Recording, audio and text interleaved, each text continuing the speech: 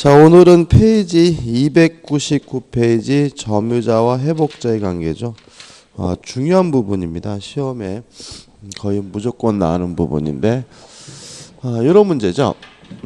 어떤 사람이 물건을 점유하다가 돌려주게 됐어요.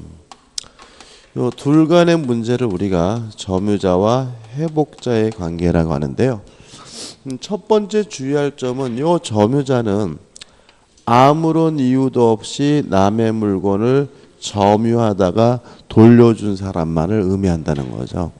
뭐 임차권이다, 지상권이다, 전세권이나 뭔가 이유를 가지고 점유하다가 돌려준 사람이라면 해당 부분의 조문이 적용되거든요. 이 사람이 임차인이면 임차권의 규정이, 지상권자면 지상권의 규정이. 따라서 여기서 점유자는 아무런 이유도 없이 남의 물건을 점유하다가 돌려준 사람을 의미하고요.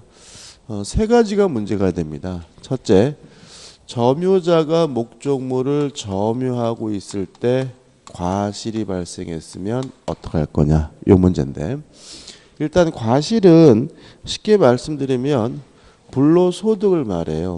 그러니까 노력을 기울이지도 않고 갖게 되는 소득을 우리가 불로소득을 과실이라고 하는데, 두 가지가 있습니다. 첫째, 천연과실. 사과나무를 가지고 있는데 가을이 되니까 사과가 열리고, 소를 키우는데 아침마다 우유를 짠다. 이런 것들은 천연과실이고요.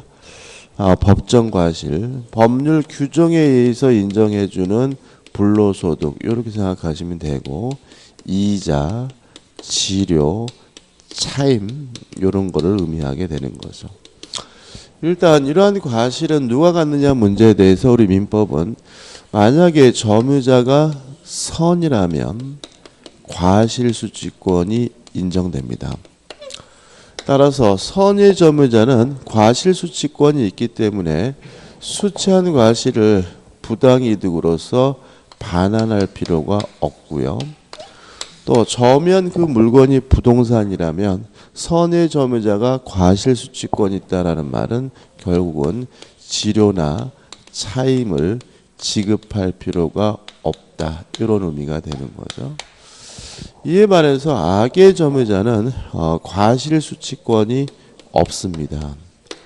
과실수취권이 없다라는 말은 악의 점유자가 수취한 과실이 있더라도 부당이득으로서 반환을 해야 된다는 얘기고요. 또 점유자가 점유한 물건이 부동산인 경우에는 지료나 차임을 악의 점유자는 지급을 해야 한다, 이런 의미가 되거든요. 여기서 조심할 것이 몇 가지 있는데, 첫째는 악의 점유자가 수취한 과실은 부당이득으로서 반환해야 되거든요.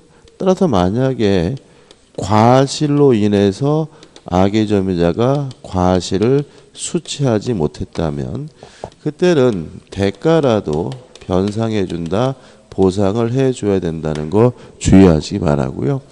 여기서 수취하지 못했다는 이유로 대가라도 보상하는 것은 과실로 수취하지 못했을 때만 대가로 보상한다는 거 주의하시기 바랍니다. 그 다음에 또 문제는 우리 민법은 선이면 과실수취권이 있고 악이면 과실수취권이 없다라고 해놨거든요. 따라서 만약에 선이이지만 과실이 있는 점유자, 남의 물건인지 몰랐지만 알 수 있었던 점유자도 일단 과실수취권이 있습니다. 따라서 수취한 과실은 부당이득으로서 반환할 필요가 없는데, 주의하실 것은 이때는 불법행위를 원인으로 손해배상은 해줘야 됨을 주의하시기 바랍니다. 손해배상은 해줘야 한다. 다시 말하면 선이 이기만 하면 과실수취권이 있지만 만약에 과실이 있다면 불법행위를 원인으로 뭐는 해줘야 되죠? 손해배상은 해줘야 된다는 거 정리해 두시면 되겠죠. 끝이죠. 그 다음에 두 번째 문제는 점유자가 점유하고 있는 동안에 그 목적물이 멸실되거나 훼손된 경우입니다. 일단 멸실훼손에 대해서는 둘로 나누게 돼요. 첫째, 멸실훼손에 대해서 점유자에게 아무런 고의도 과실도 없는 경우와 멸실훼손에 대해서 점유자에게 고의 또는 과실이 있는 경우로 나뉘고요. 만약에 점유자에게 아무런 고의 과실이 없다면 이때는 당연히 책임을 부담하지 않습니다. 멸실훼손에 대해서 점유자에게 고의 과실이 있는 경우에만 책임을 부담하게 되는데 어떻게 책임을 부담하냐면 선의이고 and 자주 점유라면 이때는 현존하는 이익 범위 내에서만 책임을 지면 되고요. 만약에 악이거나 또는 타주라면 이때는 전부에 대해서 책임을 부담하게 됩니다. 여기서 좀 조심할 것은 뭐냐면 첫째는 이러한 책임이 발생하기 위해서는 점유자에게 귀책사유, 고의나 과실이 있어야 된다는 거 꼭 가지고 하셔야 돼요. 만약에 아무런 고의 과실이 없다면 전혀 책임지지 않는다는 건 조심하셔야 되고요. 그 다음에 두 번째 주의하실 점은 and 또는이죠. 따라서 현존 이익 범위 내에서 책임을 지기 위해서 점유자는 선의이고 거기다가 뭐 해야 돼요? 자주 점유해야 되는 거죠. 만약에 선의지만 타주라면 이때는 전부에 대해서 책임을 지고 자주이지만 악이라면 그때도 뭐죠? 전부에 대해서 책임을 진다. and 또는을 좀 곱씹어 보실 필요가 있는 거죠. 끝이고요. 근데 마지막으로 점유자가 점유하는 동안에 비용을 지출했을 때는 어떻게 할 거냐 이 문제인 거죠. 일단 비용이 두 가지가 있습니다. 첫째는 보존비, 필요비와 유익비가 있죠. 일단 필요비는 보존에 필요한 비용에서 보존비나 수리비를 말하고요. 유익비는 이익이 있는 비용 해가지고 계량비를 생각하시면 됩니다. 따라서 단순히 그 목적물을 수리한 것은 필요비, 그 목적물의 가치를 증가시켰다 계량한 것은 뭐죠? 유익비가 되고요. 일단 이 필요비, 유익비에 대해서 첫째는 조심할 것은 선의의 점유자뿐만 아니라 악의 점유자도 비용은 청구할 수가 있다. 다시 말하면 필요비든 유익비든 선악불문하고 청구할 수 있고요. 그 다음에 점유자는 언제 그 필요비, 유익비를 청구하냐면 반환할 때 청구한다. 반환 시 청구하게 된다는 것도 꼭 기억해 두셔야 돼요. 우리가 뒤에서 임대차에서 배우지만 임차인도 필요비와 유익비를 청구할 수 있거든요. 근데 임차인은 필요비를 언제 청구하냐면 지출한 때 청구하고요. 유익비는 언제 청구하냐면 임대차 종료 시에 청구하거든요. 근데 점유자는 필요비, 유익비 모두 언제 청구하죠? 반환할 때, 반환 시에 청구한다는 거 주의하시기 바랍니다. 그 다음에 이제 필요비인데 일단 선악 불문하고 청구할 수 있지만 만약에 점유자가 과실을 수취했다면 이때는 통상의 필요비를 청구하지 못한다. 따라서 우리가 이렇게 생각하시면 안 돼요.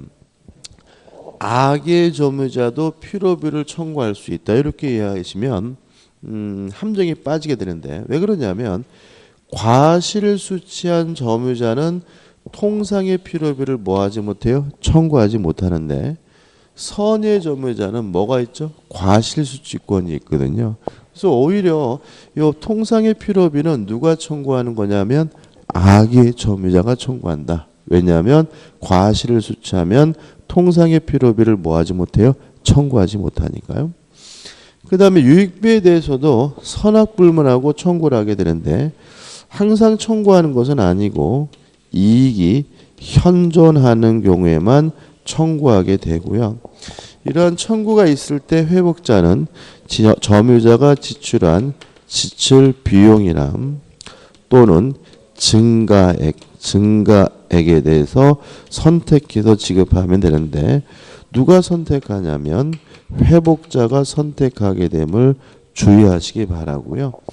그다음 마지막으로 이 유익비에 대해서는 법원이 상환 기간을 허여할 수 있다. 법원이 상환 기간을 정해줄 수 있다는 거 꼭 기억해 두시기 바랍니다. 이것도 이제 문제 출제 경향이 좀 변하고 있는데요.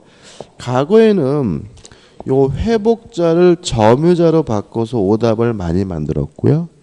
또 그 다음에는 이제 최근에는 뭐죠? 과실을 수취했으면 통상의 필요비를 청구하지 못한다는 거를 많이 만들다가 최근에는 어떻게 하고 있냐면 요 필요비의 유익비를 뒤바꿔서 문제를 자꾸 만들어요.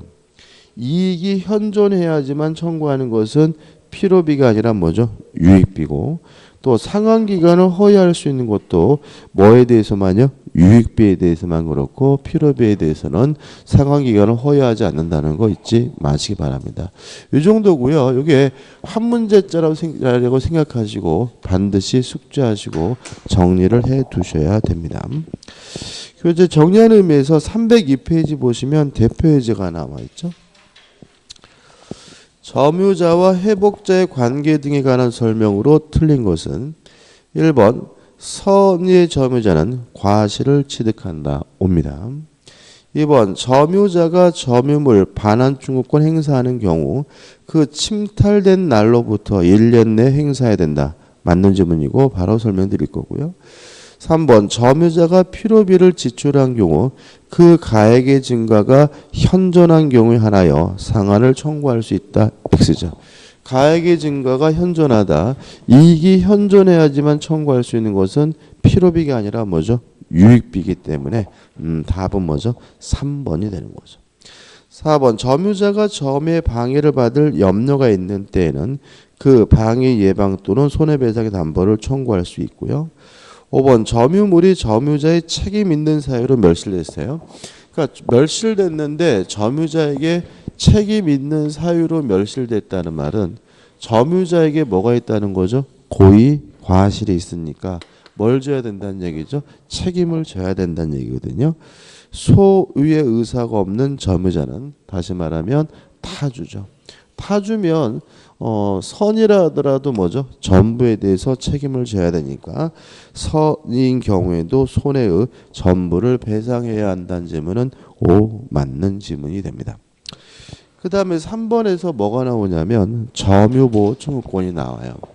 자, 요거는요 좀 까다롭게 느껴질 수가 있는데 우리가 전에 배웠던 물권적 청구권하고 함께 정리해 두시는 것이 문제 풀 때 좋아요. 일단 우리가 물권적 청구권 할 때 첫 번째 뭘 했냐면 주체를 했죠. 주체 물권자이어야 한다.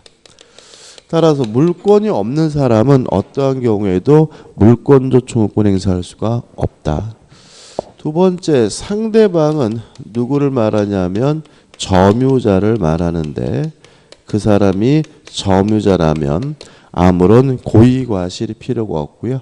직간접을 불문하고 다만 유의하실 것은 건물의 철거 청구의 상대방은 간접 점유자인 임차인에게 하는 거다. 요건 우리가 전에 했던 거고 여기다 이제 3번 해가지고 점유권에 기한 반환 청구권 해가지고 같이 기억해 두셔야 문제 풀 수가 있는데 일단 204조 1항을 보시면 이렇게 돼 있거든요. 점유자가 점유의 침탈을 당한 때에는 그 물건의 반환 및 손해의 배상을 청구할 수 있다죠. 따라서 점유권을 이유로 반환을 청구하려면 반드시 뭐가 필요하냐면 침탈이 있어야 되죠. 여기서 침탈이란 말은 뭐냐면 점유를 박탈한다는 의미인데 예를 들면 쉽습니다. 훔쳐가거나 뺏어간 경우 이런 경우를 의미해요. 따라서 시험에 잘 나오는 사례는 이런 거거든요. 갑이 을과 만나가지고 매매 계약을 하고요. 갑이 을에게 물건을 인도해 준 후에 갑이 나중에 사기당했다는 사실을 깨달아서 을과의 매매 계약을 사기를 이유로 취소했어요. 그러면 매매 계약이 소급해서 무효가 되니까 갑은 당연히 을에게 자신의 소유권을 이유로 뭐 할 수 있냐면 반환을 청구할 수가 있는데, 점유권을 이유로는 갑이 을에게 반환을 청구할 수가 없는 거다. 왜냐하면 사기당했든 어쨌든 간에 스스로 인도한 것은 뭐가 아니죠? 침탈이 아닌 거죠. 다시 말하면 점유권을 이유로 반환 청구하려면 반드시 뭐가 필요한 거죠? 침탈이 필요하게 됩니다. 그 다음에 이 항을 보시면 전항의 청구권은 침탈자의 특별 승계인에 대하여는 행사하지 못한다. 그러나 승계인이 악인 때는 그러하지 아니하다라고 되어 있으니까 결국은 합치면 선의의 특별 승계인, 선의의 매수인에게는 점유권을 이유로 한 반환 청구권을 뭐 할 수 없다는 거죠? 행사할 수가 없다. 이런 의미가 되고요. 사방을 보시면 제1항의 청구권은 침탈당한 날로부터 1년 내 행사해야 되니까 세 번째로 행사 기간에 제한이 있는 거죠. 몇 년 동안만 행사할 수 있는 거죠? 1년 동안. 일단 이 1년이라는 기간의 의미에 대해서 우리 판례는 소멸시효가 아니라 제척기간으로 이해하고요. 또 1년이라는 기간을 우리 판례는 출소기간으로 이해합니다. 다시 말하면 소송을 1년 동안 제기할 수 있고요. 1년이 지나게 되면 더 이상 점유권을 이유로 반환해달라고 소송을 제기할 수가 없다. 이런 의미가 되는 거죠. 요 세 가지 꼭 기억해 두셔야 되겠죠. 그 다음에 이제 넘겨보시면은 304페이지에 방해 제거 청구권이 나오는데 이거는 법전만 읽어보면 될 것 같은데요. 205조 1항입니다. 304페이지 205조 1항이죠. 점유자가 점유의 방해를 받은 때에는 그 방해의 제거 및 손해배상을 청구할 수가 있다. 이 항 전항의 청구권은 방해가 종료한 날로부터 1년 내 행사해야 돼요. 그럼 이런 거 한번 생각해 보죠. 제가 땅을 가지고 있는데 누가 내 땅에다가 벽돌을 막 쌓아놨어요. 그러면 이 벽돌 때문에 제가 제 땅을 사용할 수 없다면 방해를 당하고 있잖아요. 따라서 이 벽돌을 쌓아놓은 사람에게 벽돌 치워라라는 의미에서 방해 제거 및 손해배상을 뭐 할 수 있어요? 청구할 수가 있는데 다음날 일어나서 가서 보니까 이미 이 사람이 벽돌을 치웠어요. 그러면 방해가 뭐가 된 거죠? 종료가 된 거죠. 그러면 더 이상 벽돌 치워달라고 요구할 수가 없는 것이니까 방해가 이미 종료가 됐다면 더 이상 방해 제거를 청구할 수가 없는 거거든요. 그러면 이 항에서 다시 보시면 전항의 청구권은 방해가 종료한 날로부터 1년 내 행사해야 된다는 말은 방해 제거 청구권은 아니란 얘기죠. 방해가 뭐가 됐어요? 종료가 됐잖아요. 그럼 결국 이건 뭐죠? 손해배상은 1년 동안 행사할 수 있다. 이런 의미로 해석이 되는 거죠.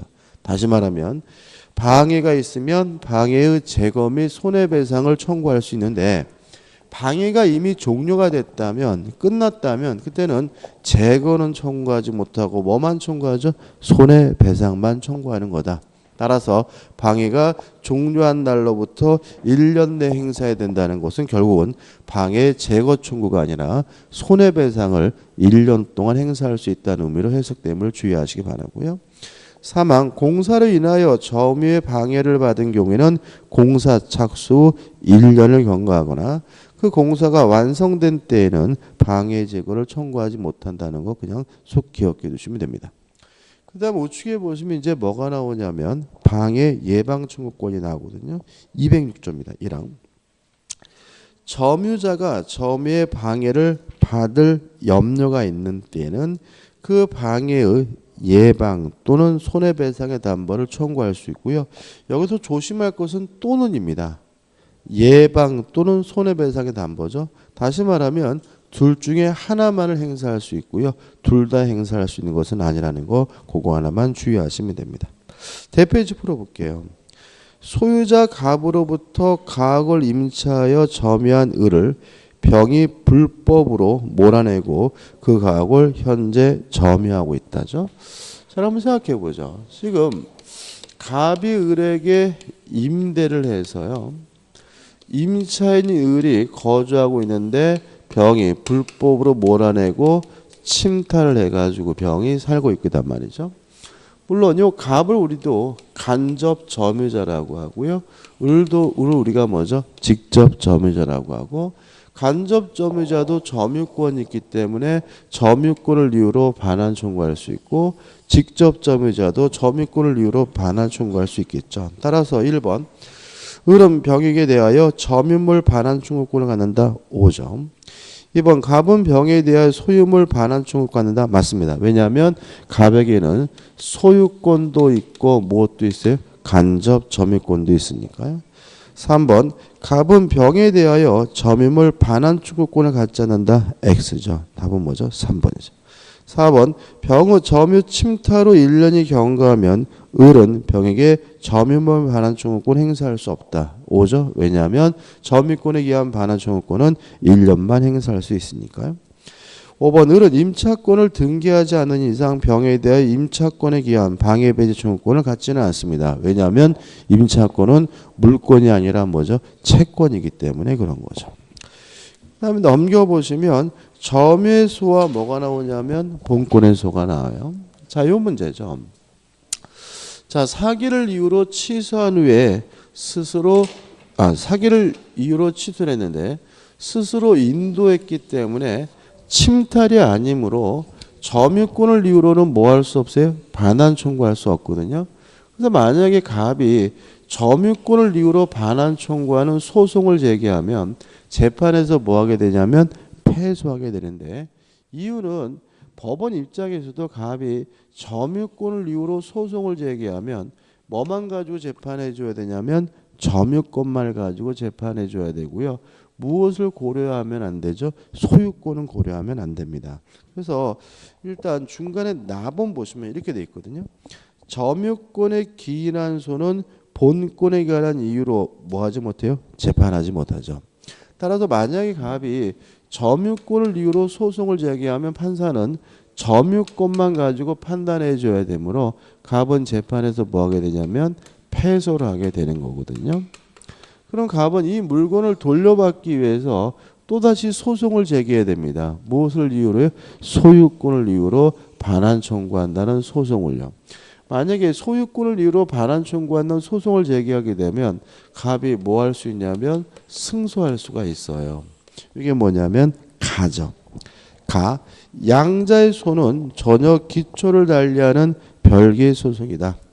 따라서 점유권에 기인한 소와 본권에 기인한 소는 서로 영향을 미치지 아니한다. 그래서 만약에 점유권을 이유로 소송을 제기했다 패소했더라도 소유권을 이유로 소송을 제기하면 뭐 할 수 있는 거죠? 승소할 수가 있는 거죠.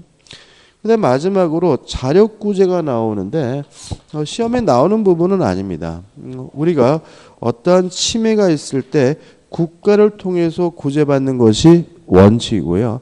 다만 국가로부터 구제받는 것이 어렵다면 스스로 힘으로 구제할 수가 있는데 법조문만 볼 겁니다. 자체가단의 209조 보시면 1항 자력방해권인데 점유자는 그 점유를 부정히 침탈 또는 방해하는 행위에 대하여 자력으로서 이를 뭐 할 수 있죠? 방해할 수가 있고요. 이항 점유물이 침탈되었을 경우에 부동산일 때에는 점유자는 침탈의 즉시입니다. 즉시 가해자를 배제하여 이를 탈환할 수 있고, 다시 말하면 즉시만 가능합니다. 따라서 한 번이라도 퇴각한 후에는 더 이상 자력으로 탈환할 수가 없고요. 동산일 때에는 점유자는 현장에서 또는 추적하여 가해자로부터 이를 탈환할 수 있다. 동산의 경우에는 현장에서 바로 탈환하거나 추적 시까지만 탈환할 수 있고요. 그 상태가 지나게 되면 더 이상 자력으로 탈환할 수 없다는 거 주의하시기 바랍니다. 그 다음 넘겨보시면 준점유라는 게 나오거든요. 자, 이건 뭐냐면 물건이 아닌 기타 재산권을 사실상 행사하는 경우를 우리가 준점유라고 하고요.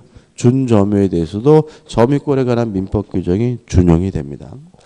309페이지 대페이지를 보시면 점유권에 관한 설명으로 틀린 것은 1번 점유권에 기인한 소는 본권에 관한 이유로 재판할 수 있다. X죠. 답이 3번이 아니라 뭐죠? 1번입니다. 죄송합니다. 그죠? 정답을 수정해 주시고 2번 점유자는 소유의 의사로 선의, 평온 및 공연하게 점유한 것으로 추정이 되고요. 3번 전후 양시에 점유한 사실이 있는 때는 그 점유는 계속한 것으로 추정이 되고 4번 점유자가 점유물에 대해 행사하는 권리는 적법하게 보유한 것으로 추정되고요. 5번 전세권, 임대차, 기타의 관계로 타인으로 하여금 물건을 점유하게 한 자는 간접으로 점유권이 있다. 맞는 지문이죠. 답은 뭐죠? 1번이죠. 자, 이렇게 해서 이제 점유권을 끝냈고요. 이제 소유권으로 갑니다. 312페이지죠. 의의가 나오는데 의의에서 제가 읽어보면 소유권이란 법률의 범위 내에서 그 소유물을 사용, 수익, 처분할 수 있는 권리. 다시 말하면 물건을 사용할 수도 있고 수익할 수도 있고 처분할 수 있는 권리를 우리가 소유권이라고 하는데요. 이 개념에서 주의하실 것은 소유권의 객체는 물건의 하나입니다. 다시 말하면 사람도 소유권의 객체가 될 수가 없을 뿐만 아니라 권리도 소유권의 객체가 될 수가 없습니다.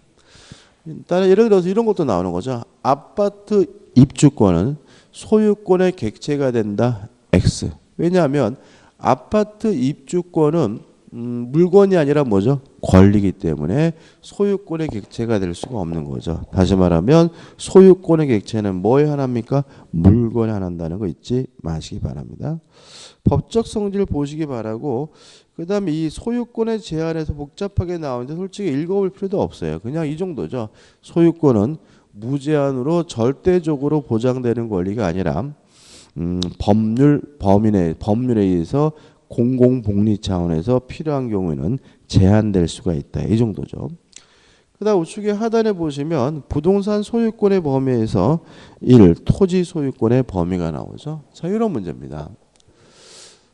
토지 소유권이 있으면 토지 소유권은 땅 표면에만 미치는 것이 아니라 땅 위로도 미치고 땅 밑으로도 미친다. 토지의 상하에 미치고요. 다만 그 한계가 무한할 수는 없고요. 한계가 제한이 있는데 정당한 이익이라는 추상적인 개념을 씁니다. 따라서 토지 소유권은 정당한 이익이 미치는 범위에서 토지의 상하에 미치게 되는데 여기서 좀 조심할 것은 뭐냐 하면 정당한 이익이 미치는 범위 내라면 땅 속에 있는 것도 누구 거죠? 땅 주인 거죠. 따라서 지하수도 토지 소유자권이니까 지하수권이라는 건 존재하지 않고요. 온천수도 토지 소유자권이니까 온천권이라는 건 뭐 하지 않아요? 존재하지 않는다는 거죠. 다만 땅 속에 있는 것 중에 빠지는 것이 뭐냐면 미채굴 광물만은 토지 소유자 거가 아니라 국가 거고요. 광업권의 객체가 됩니다.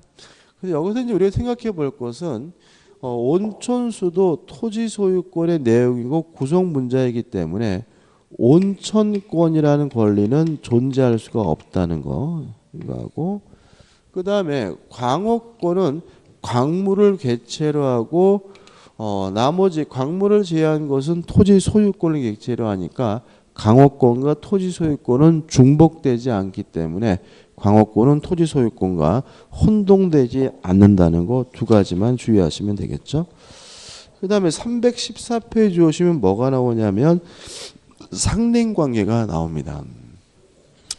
일단 상린관계라는 건 뭐냐면 서로 인접한 부동산 간의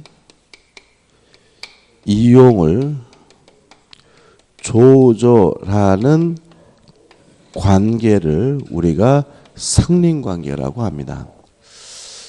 일단 개념은 서로 인접한 부동산 간의 이용을 조절하는 관계가 상린관계인데요. 우측에 보시면 지역권과 비교하는 게 나오거든요. 왜 이걸 지역권과 비교하게 되냐면 이용을 조절한다는 측면에서는 지역권과 뭐죠? 유사한 측면이 있어요.